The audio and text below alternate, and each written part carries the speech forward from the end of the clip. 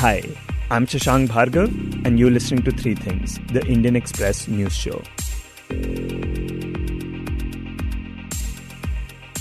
Large parts of the country are currently experiencing an intensely hot summer, with temperatures soaring to some of their highest recorded levels. The scorching heat has already begun claiming lives in states like Bihar, Odisha, and Gujarat. In fact, one of the recent casualties occurred in Delhi, where a 40-year-old man from Bihar passed away due to a heat stroke. Now, what is additionally concerning is that cities in particular are becoming warmer and more humid. Multiple studies have shown that this is due to urbanization and a decline in green cover, which also prevents temperatures from coming down significantly even during nighttime.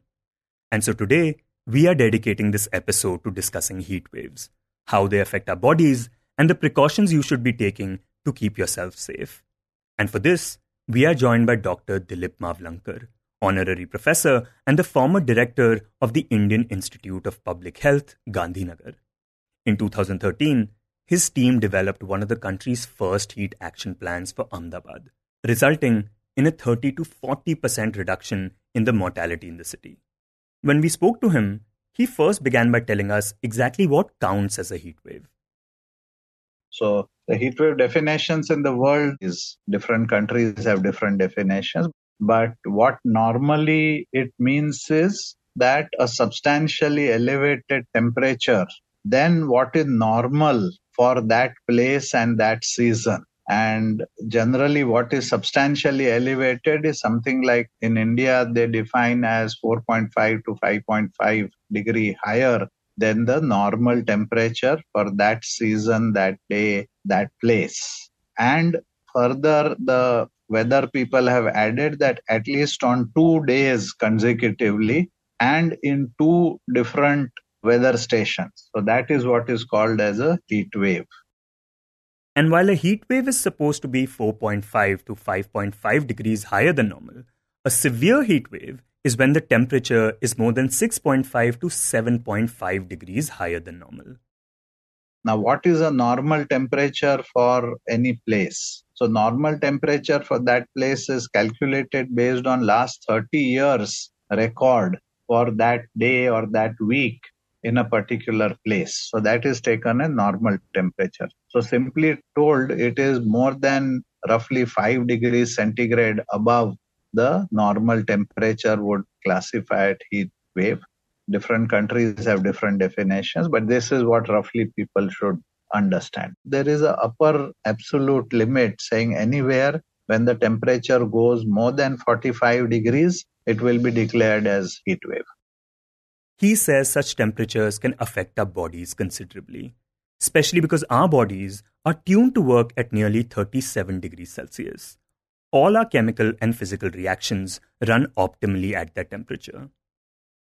But as the core body temperature starts going up because of the external heat or because of added internal heat being produced by some kind of exertion or food being digested, all of this produces also internal heat because these are all chemical reactions which are done in the body to generate energy for exertion or digestion of food, etc. The body temperature will start going up.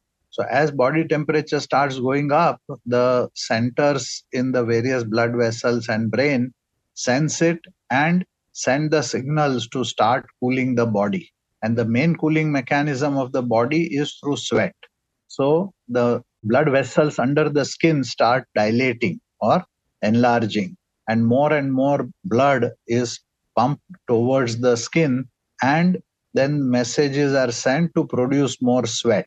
So once sweat is produced, the sweat evaporates from our surface and that cools the body. So that is the general mechanism which is there to cool the body in a hot weather or after a lot of exercise. This is why we end up sweating even in the winters, because the internal heat of the body has to be brought down. So this is the mechanism. Now, if the external heat or internal heat of the body becomes more and more, then what happens is the cooling mechanism of sweating and heart pumping stronger and stronger to send the blood to the skin cannot cope up with the heat. which is entering the body. Now, if that happens, then the core body temperature starts going up, and somewhere near 40 to 44, 42 degrees temperature, the internal mechanisms which control the body heat and cooling start failing. And that is when what we call as heat stroke sets in. He says before a heat stroke, a person is typically perspiring heavily. They may become tired or dizzy or experience mental confusion or have muscle cramps. But even at that level, if the body cannot cope up with the external heat and external heat load is very high, then the centers of the brain which control this cooling start to stop functioning, and the skin becomes dry and hot. So instead of wet and cool or perspiring, the perspiration stops and the body becomes quite hot. Then the person may have vomiting, nausea, feeling uncomfortable, and may become stuporous or become unconscious. And this is a very dangerous stage of heat stroke. And unless treated very quickly by cooling the body externally, by pouring water, pouring ice water, or putting ice packs, etc., if that is not done quick enough, the damage further happens in the other parts of the body and person may die. So that is how the heat kills people. But it's also important to note that the way heat affects our body happens in different ways, in different stages. He says the most mild stage in that regard is prickly heat, skin eruptions or rashes that cause irritations. The next stage is heat cramps. So somebody who is working in heat or becomes very hot develops cramps in the leg muscles or arm muscles. And that is also painful, but it's not that life-threatening or serious. The third is heat syncope. Somebody who is in the heat suddenly passes off, falls down, after a few seconds or a minute, again recovers and may become normal if he moves to shade. And third is heat exhaustion. Heat exhaustion is a term you might have heard before, and it is different from a heat stroke. During heat exhaustion, you're likely to feel very tired, become dehydrated, feel very thirsty, and if you try to pee, the urine will likely be very concentrated and dark yellow in color. But your skin will be moist because you will be sweating heavily, which will not be the case in a heat stroke, which is the next stage. So the difference between heat stroke and heat exhaustion is in heat exhaustion, person is conscious, skin is wet, maybe hot or cooler. But in heat stroke, the skin becomes dry, the sweating stops, the person starts becoming semi-conscious and unconscious, may feel vomiting, nausea, but the skin is hot and dry. So these are the kind of differences between the two. Now, so far, we have been talking about temperature. But the other thing to consider while talking about heat is humidity. So the role of humidity is important because if the humidity is low, then the perspiration which comes in the hot season gets evaporated. And as perspiration evaporates, it cools the body. So if you know the physics of evaporation, there is something called latent heat. And with that, the heat is absorbed from the body and the vapor is transmitted in the air. Now, the air's ability to absorb moisture depends upon what is already existing moisture or humidity there in the air. Suppose the air is completely saturated and 100% humidity, which happens near the sea coast or in some places which are highly humid or 80-90% humidity, then what happens is the surface sweat which comes out doesn't evaporate easily because there is no way it can go into the air. So what happens is at that time the body cannot cool because of evaporation. He says the normal cooling mechanism of the body fails if the humidity is very high. It is only when the humidity is low that the evaporation is faster and the body can cool down easily. So what it practically means that, for example, even at 45, 48 degrees, if the humidity is 10-20%, then by sweating, the person will become cool and he or she can tolerate 45, 48 degrees.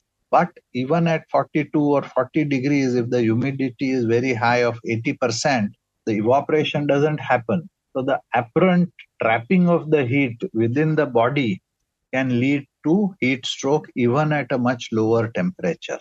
So that is the importance of humidity. So if humidity is high, then heat stroke can happen at lower temperatures. And that is where many countries have developed what is called as heat index, which combines heat and humidity in a statistical way so that it gives you a number which combines both and how you will feel, what kind of temperature you will feel with high humidity. So that is where what is the importance of humidity. And Dr. Mavalankar, as we see temperatures rise, talk about the measures that people should be taking right now. And we can talk about the measures that people can take at home, but talk about what they should be doing while stepping out.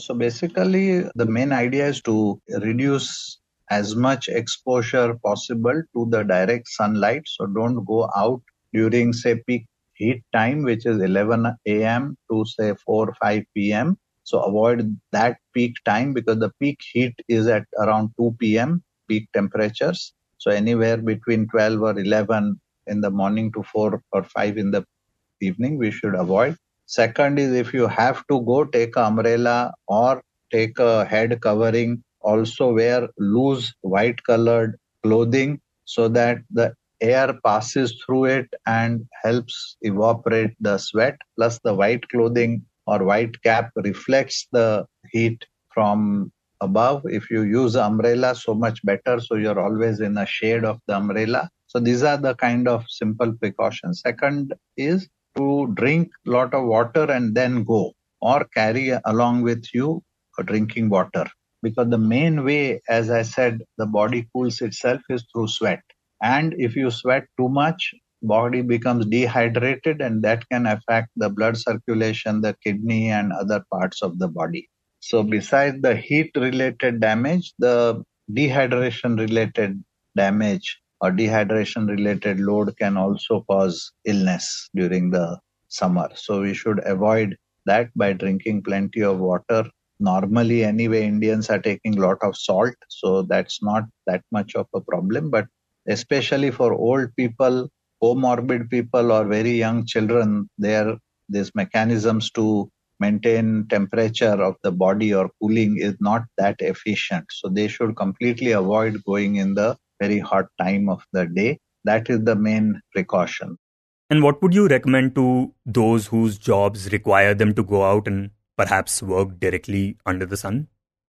So those who have to work during the hot time, they must work for some time and then take rest for 5, 10, 15 minutes and then again work, again take rest so body gets time to cool. During the rest, they can spray water on their body, wash their face, hands, legs with cold water if possible so that the body cools. Drink also plenty of water while working. So all these are the simple precautions. And lastly, while working in the sun or while working in a hot weather or being even at home in a very hot weather, if you feel uncomfortable, nauseous, you feel very exhausted or semi-conscious type, cannot understand what is happening, then best is to go to the nearest health center or doctor and get yourself checked, get the treatment for that.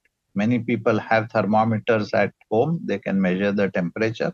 Only problem with heat stroke or heat related illnesses is the normal medicines for fever like aspirin or paracetamol will not work in this type of high temperature. You have to physically cool the body with cold water, compresses or cloths with cold water and wiping the body and putting ice packs or drinking cold water. So these are the general precautions to avoid a heat stroke. And you mentioned drinking water, of course, but if you know you'll be out in the heat, is carrying and drinking electrolyte a better option? Electrolyte is all right, but even plain water is also enough. If you want, you can make home-based electrolyte solution by adding little bit of salt to the water because normally, as I said, Indian diets are already with excessive salt. So, but it is a good idea, but not really needed. The main thing is water is needed unless you are very heavy worker. say marathon runners or very heavy work laborers, because then they produce almost 1 liter, 2 liter, 3 liter of sweat in 2-3 hours time, and then they may become salt depleted. So there it might help. But generally, my feeling is that we don't really need electral or electrolyte type is better, but not because they're quite expensive. It's better to put a little bit of salt in the water and take it. And there are some people who say you should try to carry cold water with you, but does the temperature of the water matter at all? Cold water will help a little bit, but doesn't really matter because the amount of coldness or it can store in 1 liter of water is really not that high. You may feel better, but given the body size and the water totally suppose you take 1 liter of cold water, the body has almost like 30 to 50 liters of water and the person is 70 kg. So in that 1 liter of cold water will not make that much of body temperature wise. But the main thing is 1 liter of sweat will, if it evaporates, takes out lot of heat. So the water is mainly to replace the water rather than cooling. Unless you are already having a heat stroke, then some of the emergency measures people have tried is to do what is called as cold water gastric lavage. So they put a tube in the stomach and run cold water in that. They can run another tube in the rectum and give cold water through rectum. But the other things people normally do is give ice packs. There are now hospitals where they have put ice water bath. So the whole body is dipped in the ice water, but with all the intravenous fluid and oxygen, etc., can be given. So such arrangements are also being done now in some of the government hospitals and private hospitals. But that is for the heat stroke cases when a person already has a heat stroke. And because we talked about humidity earlier, any extra precautions for people living along the coastline where humidity is high? No, I think the precautions by and large remain the same, but they have to be careful even at the lower temperatures, because if you carry water, which is good, but if body doesn't evaporate water, then you may develop heat stroke even if you have adequate water. So there the matter is more serious, because then you have to go to a place where there is a lot of wind or fan type thing, and then also the body water will not evaporate. So then you might require air conditioned places, because when you do electrical and mechanical air conditioning, then the moisture is also taken out of the air. So even though outside may be quite moist, but if you go to the air conditioned room, then that becomes cold as well as dry. So then the evaporation becomes faster. So there the air conditioning may be more useful. If you have seen, many of the northern cities, including central India, use water-based coolers in the homes, where you have a water with a fan circulating that water from a semi-permeous type of membrane. Now those coolers work when there is a dry heat. But in Bombay, Chennai, you will not see such coolers because the moisture is very high, so those coolers are not effective. So there is where you will need definitely air conditioning.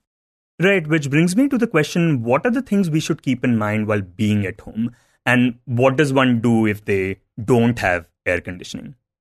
So that is a big issue. As I said, in the North India and Central India or away from the sea coast where there is not so much of moisture, people do use water-based evaporative coolers, so which are quite effective. Also, historically, people used to hang henna or khas curtains and throw water on them. You could have also wet cloth.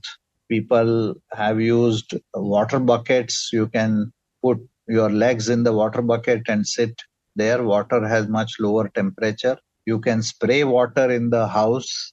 You could also use the simple spray nozzles which are available, similar to what barbers use, and spray water, or use a wet cloth and wipe the body if it becomes very hot.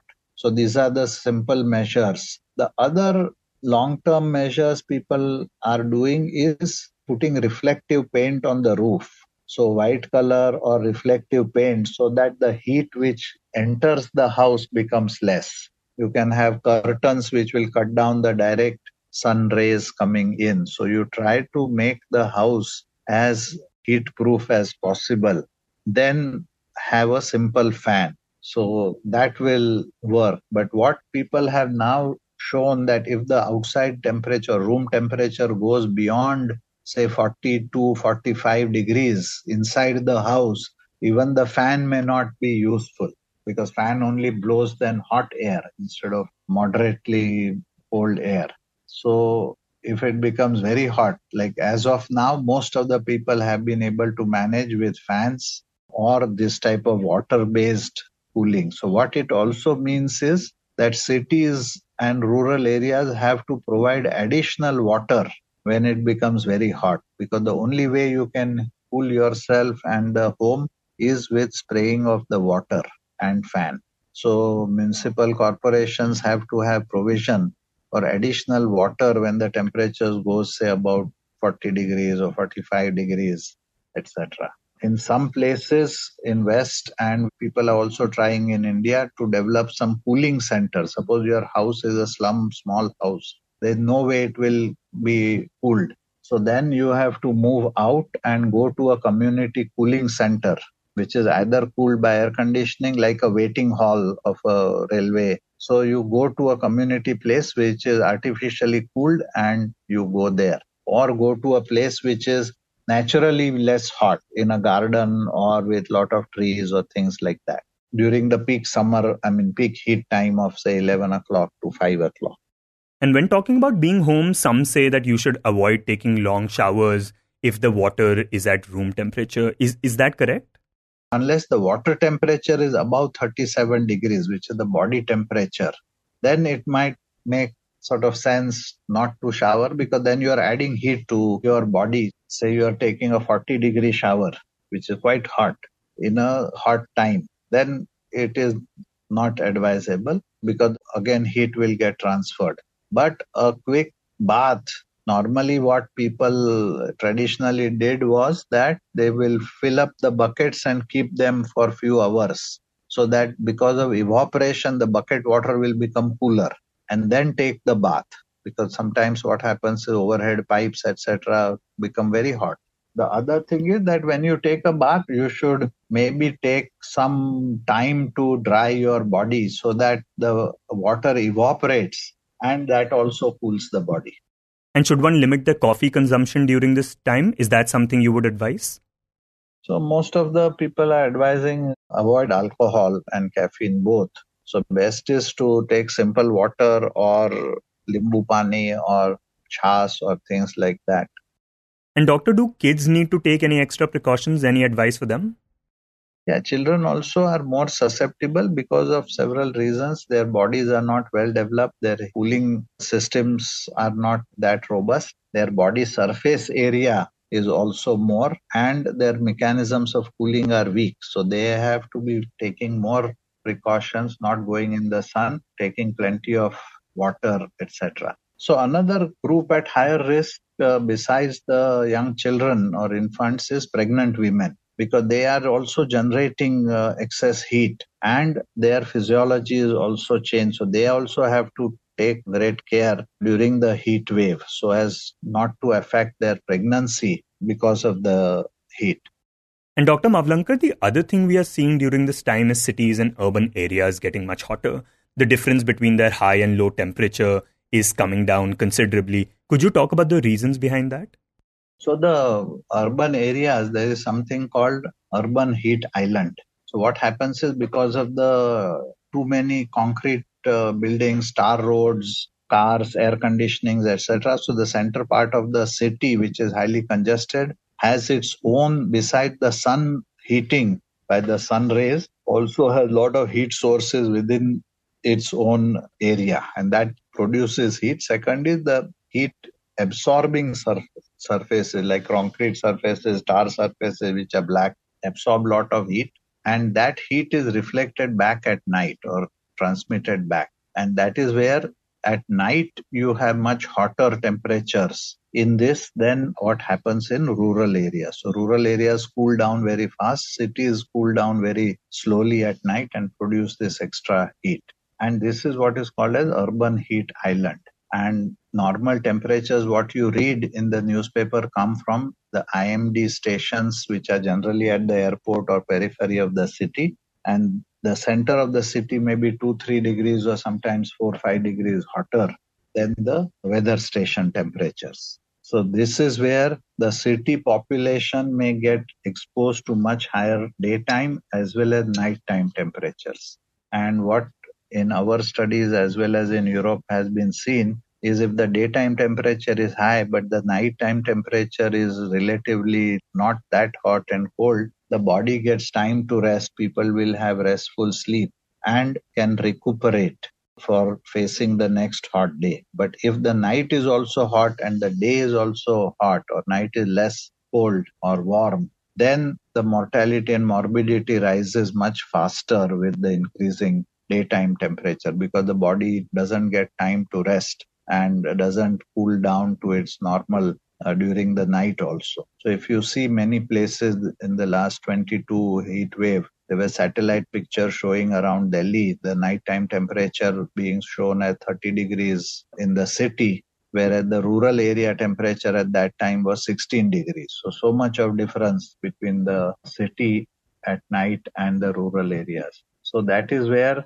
the combination of high daily temperatures and high night temperatures can be even more badly affect the human health and welfare in the cities.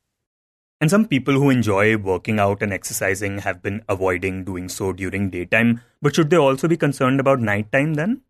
Yeah, but nights are the coolest time. So if they want to do it, then they have to do it at early morning, which is the best time, because late evening is also very hot, because the remaining heat of the day takes time to cool down. The minimum temperatures are at around 2 a.m. in the night, or 2 to 5 a.m. So early morning exercise will be the best if you're doing outdoor. Plus, again, the same, you have to take water, you have to cool yourself after the exercise so as to avoid heat stroke.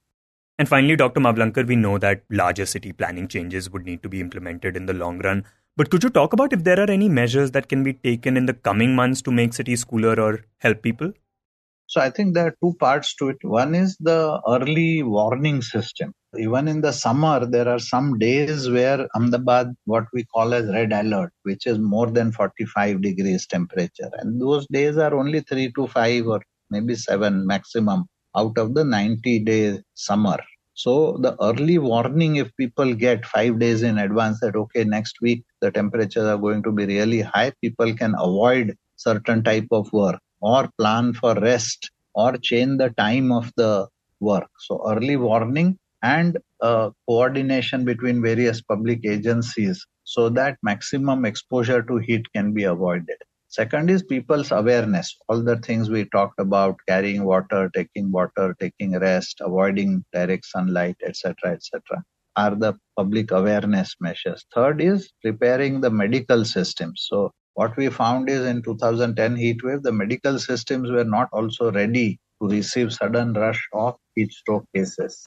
So now many hospitals keep a heat stroke ward ready in the summer, so that if suddenly they get 10 cases of heat stroke, they can manage it efficiently. That, and even in the ambulance, there are cooling packs, ice packs, so that while person is being transported, even if ambulance you are waiting till, because it takes sometimes half an hour for ambulance to come, you should cool down the person by just sprinkling water and airing the person or putting under the fan in a shade. So such measures can also save a lot of lives. And then the short-term measures, for example, the municipal gardens are kept open in the afternoon so people can rest in the garden. There are many other such places where people can go which are relatively cool, which can be kept open as cooling centers and publicized so that people who don't have any way to cool can do. Maybe providing additional water during the peak heat time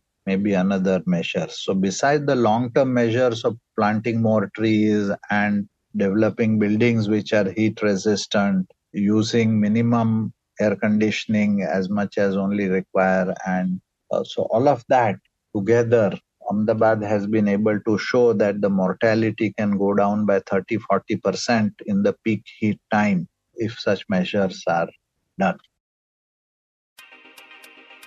You were listening to Three Things by the Indian Express. Today's show was written and produced by me, Shashank Bhargava, and was edited and mixed by Suresh Pawar. If you like the show, then do subscribe to us wherever you get your podcasts. You can also recommend the show to someone you think will like it, share it with a friend or someone in your family. It's the best way for people to get to know about us. You can tweet us at Express Podcasts and write to us at podcasts@indianexpress.com.